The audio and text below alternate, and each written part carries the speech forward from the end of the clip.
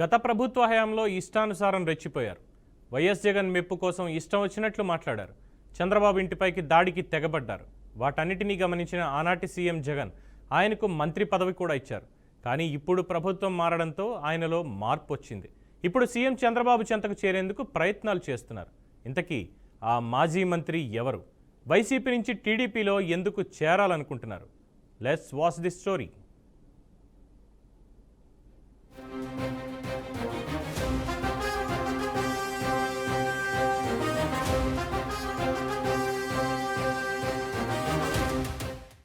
YCP పాలనలో చంద్రబాబుపై అవాకులు చవాకులు పేల్చారు.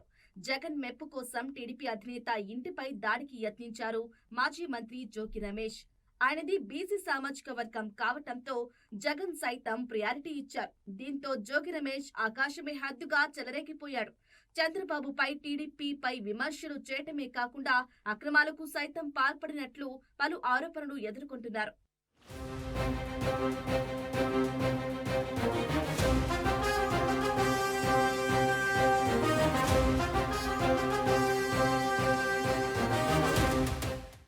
విజయవాడలో చాలా చోట్ల భూములు కబ్జా చేసినట్లు మాజీ మంత్రిపై ఇప్పటికీ ఆరోపణలు ఉన్నాయి.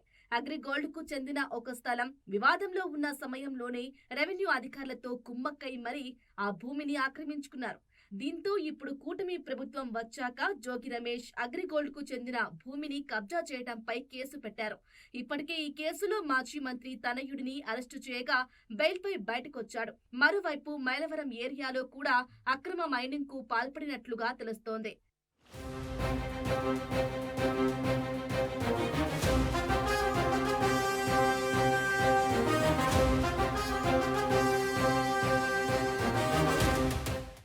వైసీపీ ఎమ్మెల్యేగా ఉన్న వసంత కృష్ణ ప్రసాద్ సైతం పార్టీ మారటానికి కారణం జోగి రమేష్ అని సొంత పార్టీ శ్రేణులే చెబుతున్నారు.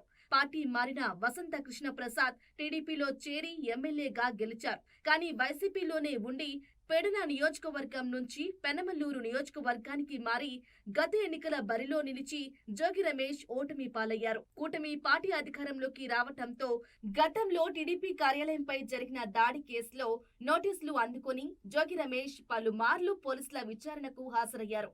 అయితే ఈ కేసులో తనను అక్రమంగా ఇరికిస్తున్నారని, కూటమి సర్కార్ కక్ష సాధింపు చర్యలకు పాల్పడుతోందని మాజీ మంత్రి ఆరోపించారు.